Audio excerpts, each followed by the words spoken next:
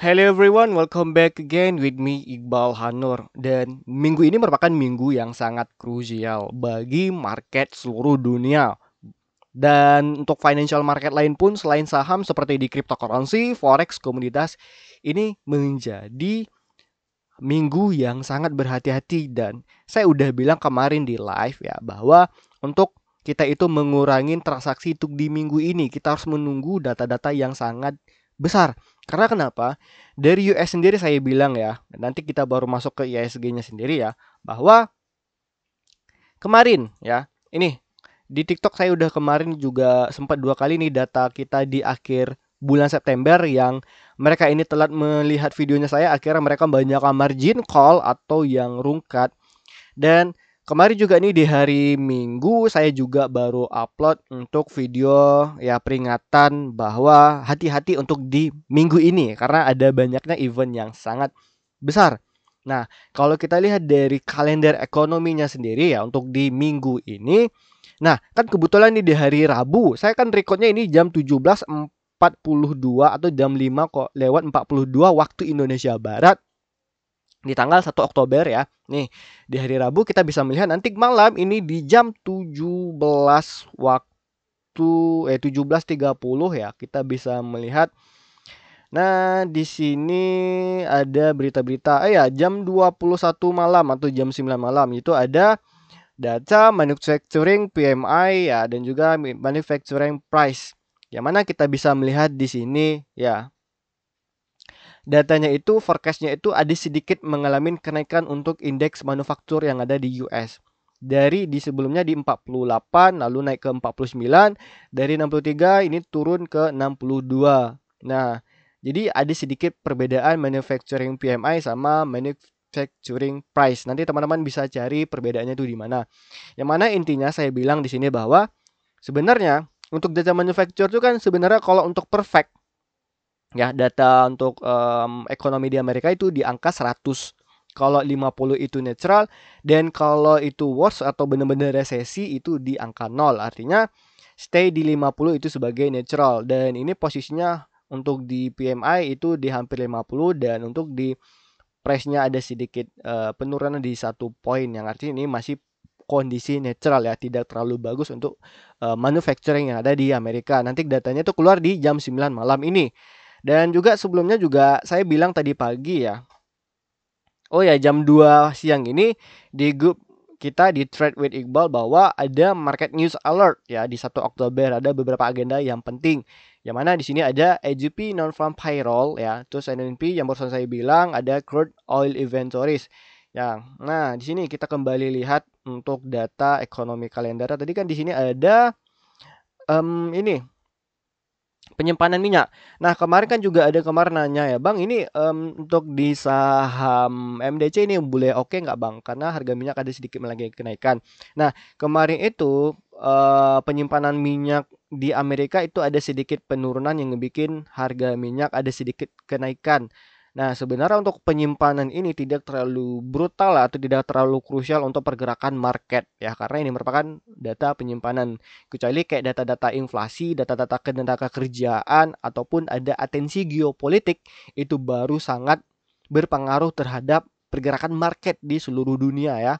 Nah, itu yang perlu teman-teman ketahui. Nah ya, kita kembali lagi.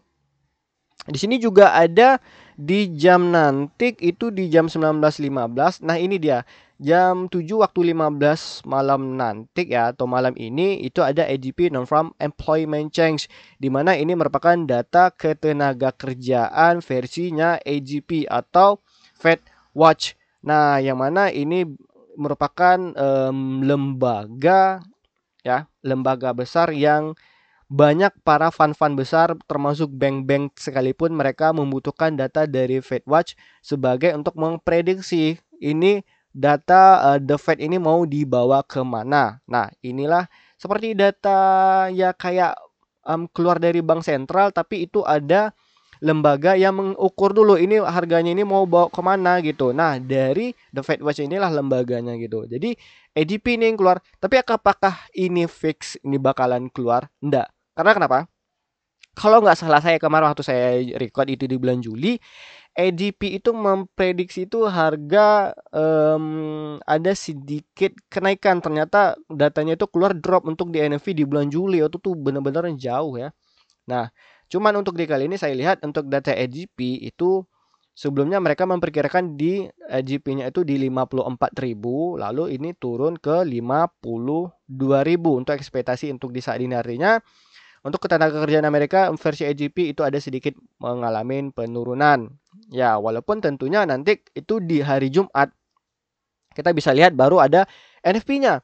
Yang mana di sini kita bisa lihat tadi di AGP-nya 52 dan untuk dari The Fed-nya sendiri mereka mengekspektasikan itu ketenagakerjaannya tuh di 51 yang sebelumnya drop 22.000. Nah, di 22.000 data aktualnya kemarin ADP di 54 dan ya kita sama-sama tahu lah sebelumnya berarti di bulan Juli kemarin data mereka itu di ekspektasinya 75.000 dan ternyata drop di 22.000 dan kita melihat nanti di bulan Agustus ini ekspektasinya sesuai 51.000 atau turun. Nah, ini merupakan data yang sangat penting nanti di hari Jumat ini. Di luar nanti ada data-data seperti ya data-data pengangguran ya di mana ini ekspektasi sama sebelumnya itu masih tetap sama ya. Nah, jumlah pengangguran yang ada di US. Nah, bentar teman-teman ya. Ini baterai saya low ini. Oke. Nah, lalu kita lanjut ya teman-teman ya. Nah, di hari juga nanti di hari Kamis ini ada klaim pengangguran awal ya. Yang mana di sini kita bisa melihat bahwa banyak ya ini 225.000 orang yang udah ngeklaim penganggurannya. Kemarin waktu di minggu kemarin nggak salah saya itu lebih sedikit cenderung lebih turun ya di 218.000 yang waktu itu forecastnya di sebelum 218.000 nggak salah saya di 219.000 ya. Nah akhirnya ada sedikit penurunan dan sekarang ada sedikit lonjakan ekspektasinya itu. Artinya ini pengangguran dari US juga ada cukup tinggi ya. Nah, intinya berarti untuk di hari Rabu, Kamis, dan juga Jumat ini merupakan yang berbahaya dari sektor kalender ekonomi Amerika. Kenapa seperti itu teman-teman? Sangat-sangat berbahaya. Nah, karena itu bakalan nge-impact bahwa outflow yang ada di Amerika itu ya, investor-investor asing tuh bakalan cabut dari market ISG-nya kita dibuktikan ya, dibuktikan kita bisa lihat hari ini ISG mengalami penurunan yang sedikit ya dalam ya 0,21% walaupun tidak terlalu dalam ya. Dan juga kalau kita lihat dari ini data outflow-nya ini ada penurunan di hari ini di market ISG kita itu sampai outflow-nya di 737 miliar rupiah mereka cabut. Saya rasa mereka sampai Jumat mereka nggak bakalan inflow ya. Di minggu depan juga mungkin baru masuk. Ya tentunya mereka melihat data dulu. Karena selain dari data Amerika sendiri dari teman-teman ya, itu bakalan ada data yang lebih krusial. Yang mana itu ada data yang saat ini sangat memanas. Di sini saya juga udah kasih tahu di pagi hari tadi ya. Di mana ini ya? Bukan yang ini teman-teman. Nah, kayaknya. Nah, ya di grup private Discord-nya saya ya.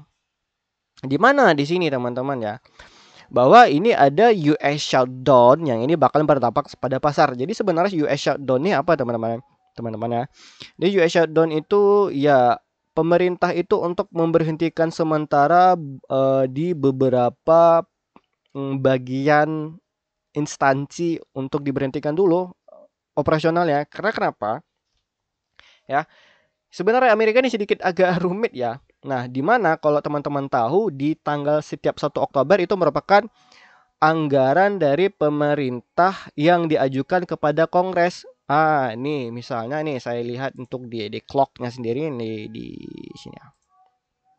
Nah, misalnya ya, ada pemerintahan Trump mereka ini meminta untuk menaikkan ya anggaran Medicare di mana Medicare ini udah anggaran itu sampai 1,7 triliun US dollar.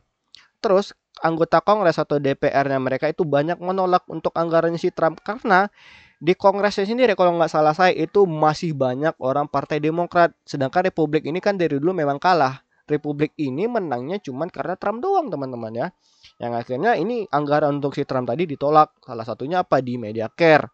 Nah, karena alasannya mereka ini menolak karena ya kita bisa lihat ini untuk hutang di Amerika sendiri itu udah sebesar 37 triliun yang selalu mengalami kenaikan. Ini kita lihat nih ya. Ya.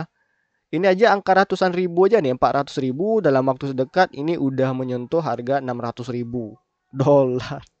Ini benar-benar gila untuk US. Ini real time ya, teman-teman bisa cek ini di US Debt Clock .org gitu. Nah, kenapa? Kita bisa lihat ya. Ini, nah, fakta yang perlu kita ketahui ini terjadi US shutdown itu merupakan penutupan penuh dimulai setelah para pemimpin Demokrat dan Republik termasuk Presiden Donald Trump gagal mencapai kesepakatan tentang perpanjangan dana sementara untuk menjaga pemerintah tetap beroperasi. Dan Demokrat dipimpin oleh Senator Chuck Schumer dan anggota Kongres Hakeem Jeffries menuntut agar setiap langkah pendanaan sementara mencakup perpanjangan kredit pajak Obamacare ditingkatkan. Lalu Trump menyarankan ya pemerintahnya dapat mengambil tindakan besar selama penutupan termasuk pemotongan manfaat pemerintah untuk sejumlah besar orang.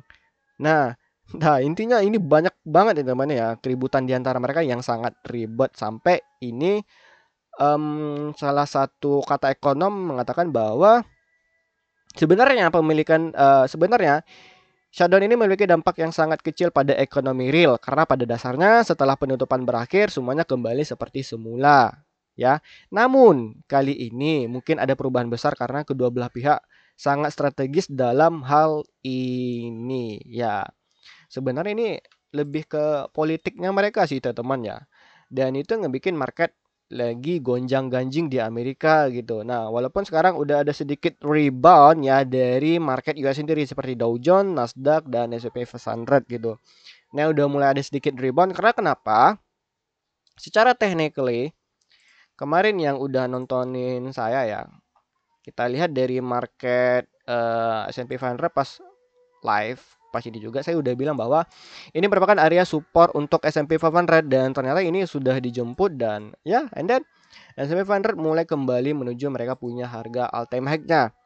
Dan saya rasa ini merupakan area peak yang ini bakalan susah lagi dijebol untuk di US. Nah, ini ya, ini bakalan ditolak lagi harganya dan ini bisa menjadi untuk kembali jatuh sampai keluar nih data di hari Jumat. Ini kan hari Rabu, sengaja ini dipam sama market ya. Nanti sampai di hari Jumat ini bisa kembali di reject lagi yang menjadi ini merupakan sebuah harga double top atau double rejection untuk di market US-nya sendiri. Kita bisa melihat di sini ya bahwa harga di Bitcoin-nya sendiri juga belakangan udah mulai ada sedikit nge-pump ya teman-teman ya. Ini minta login pula ya. Saya belum rubah setupnya. Nah, untuk dari market Bitcoin sendiri kita lihat secara time frame H1 ya, ini juga mereka udah mulai ya. Bentar ya.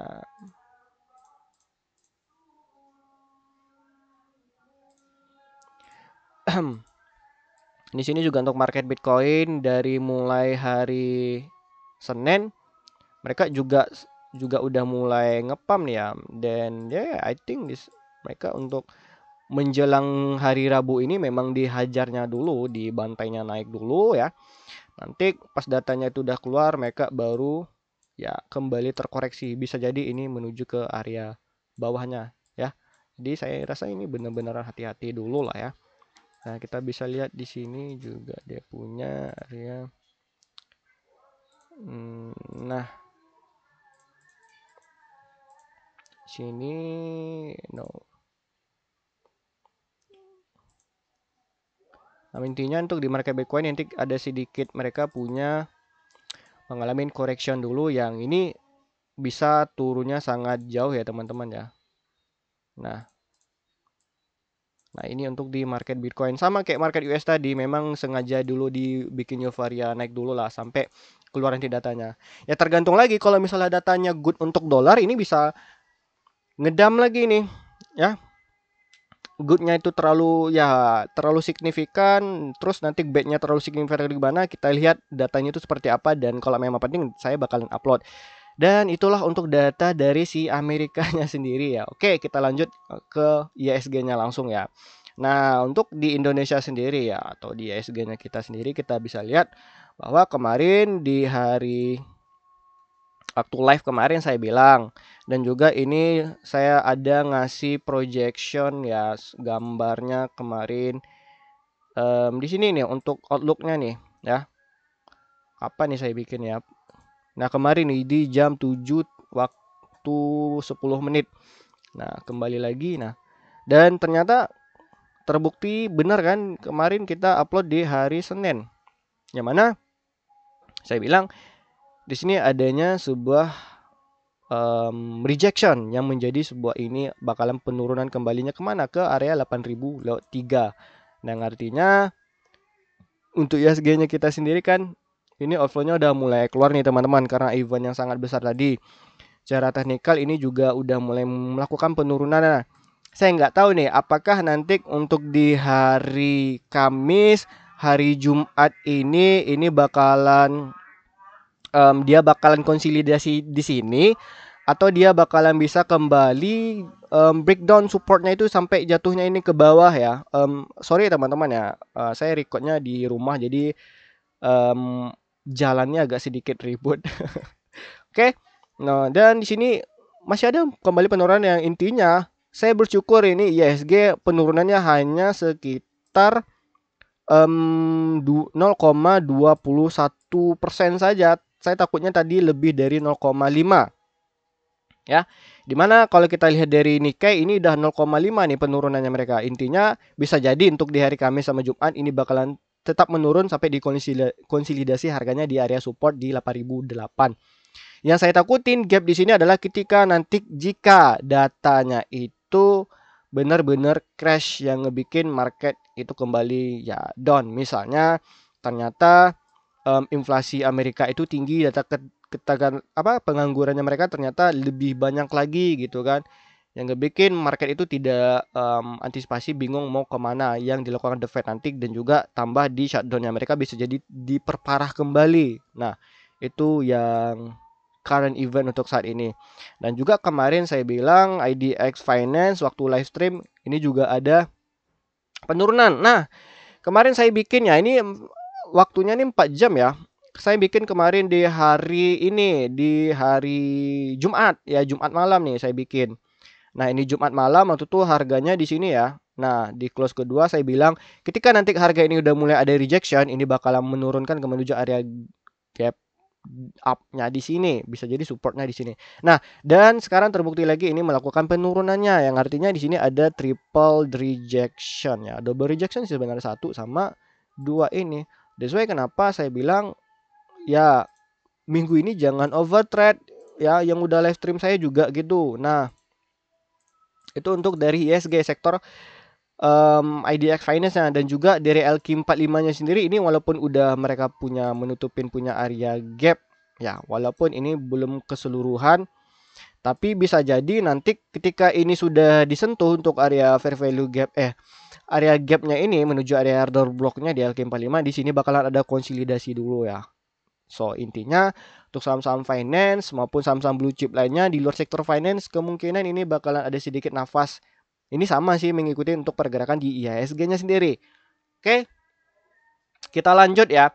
Bahwa di sini ada berita dari cukainya sendiri. Saya nyari tahu nih ya. Kita bisa lihat ini misalnya Pak Purbaya bakal cek jalur hijau impor, sikat pemain rokok ilegal dan orang dalam.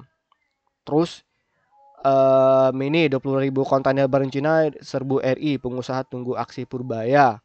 Nah, terus dari telegramnya kita, saya juga udah bilang tadi ekspor RI ke Amerika anjlok ya.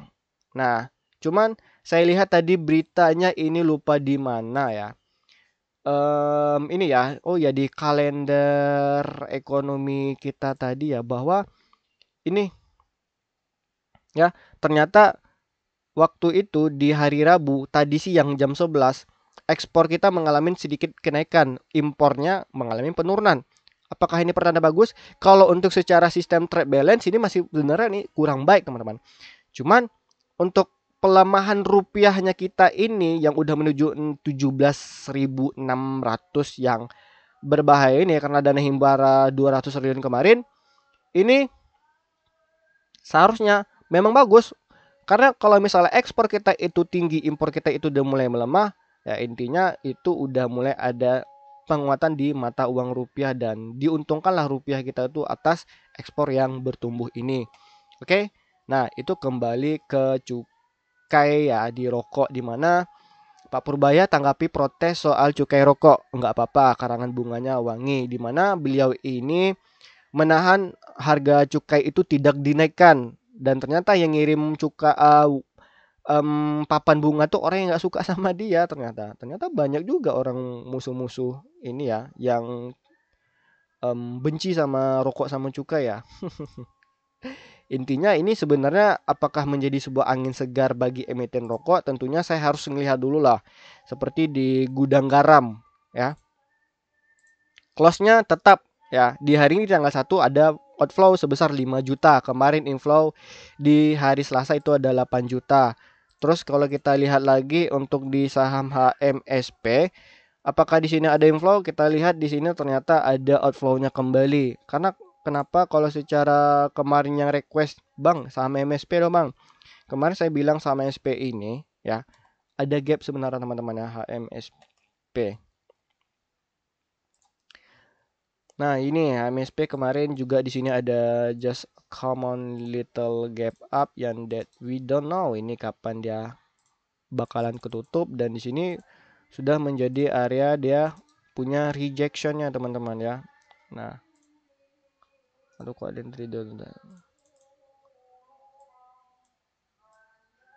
Nah, ini teman-teman ya.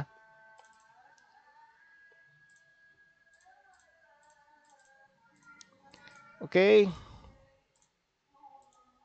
Nah, ini untuk di HMSP-nya. Nah, walaupun kalau kita lihat secara dia punya daily dulu di Maret 2023 dia ada juga memiliki punya area gapnya di sini ya. Ini kita tandai dulu di sini dan juga ada di sini teman-teman. Nah, artinya ini kan sebenarnya kemarin udah kecapai untuk dia nutupin punya area gap yang pertama gitu. Apakah ini masih bisa mencapai ke harga 960? Saya rasa even paling bagusnya kita lebih baik nunggu antri dulu ke bawah baru nanti ke sini. Nah, di mana nanti ketika harganya ini udah mulai menuju ke area-area ini ya. Nah, nanti kayak gini teman-teman, dia punya bikin base ini dulu ya. Nanti baru dia hajar naik. Nah, itu untuk HMSP pandangannya saya ya. Nah, jadi sekian dulu ya. Berarti kita udah sampai 23 menit ya. Intinya even untuk di minggu ini hati-hati dulu ya teman-teman ya, karena jangan sampai nanti yang kita takutin ISG ini sampai jebol. Yang saya harapin adalah ini ISG hanya sedikit melakukan penurunan saja, habis itu bisa melanjutkan penaikannya kembali gitu. So, jadi ya untuk yang udah nonton video ini, MSP udah, gudang garam. Terus kita lihat, nah ini juga melakukan hal yang sama ya. Di sini ada area fair value. Nah ya. Nah, ini bisa juga nanti teman-teman sama nih cashnya kayak di HMSP, kita tunggu di area bawah dulu nih ya. Tik baru dia bisa melakukan kembali dia punya area kenaikannya. Nah, bisa juga nanti teman-teman bisa menunggu kembali di sini. Kalau memang dijebol nih sampai di bawah ya. Nah, itu untuk si HMSP-nya. Nah, oke. Ini data saya yang lama nih, yang bakalan penurunan. Oke, berarti sekian dulu ya. Hati-hati dulu untuk di market minggu ini. So, ya. Terima kasih telah menonton video saya ini. Semoga teman-teman yang telah menonton ini bisa mendapatkan insight terbaru dan tahu bahwa ternyata sepenting itu data Amerika terhadap IHSG-nya kita. ke mana? Ke cryptocurrency-nya, ke mana? Ke market komoditas dunia maupun forex. Nah, itu saya kenapa ISG kita bisa turun dan cenderung melambat untuk 2 hari ke depan dan minggu ini, ya itu data US tadi. Hati-hati, takutnya kita doakan jangan sampai data US ini benar-benar bad dan ekonomi negara kita ini jangan sampai buyar lagi gitu. Karena dengan pelemahan rupiah yang sekarang itu seharusnya itu menjadi titik ekspor ya, kesempatan untuk ekspor di negaranya kita tadi gitu. Oke. So, terima kasih telah menonton video saya ini. Nanti jika teman-teman nanti benar-benar mendapat, wah bang, thank you bang, ini insight-nya gitu kan. Jadi teman-teman bisa langsung jawab di kolom komentar video saya ini. Dan bagi teman-teman yang nanti di hari Jumat saya bakalan ada voting ya di grup Trade with Iqbal. Teman-teman bisa langsung join di grupnya kita ini. Dan kemarin juga saya udah nandain ya. Nah, ya, saya udah bikin nih jadwalnya nih, teman-teman langsung bisa cek di sini. Dan juga nih ada Abang Evan juga nanya, saya udah juga jawab nih.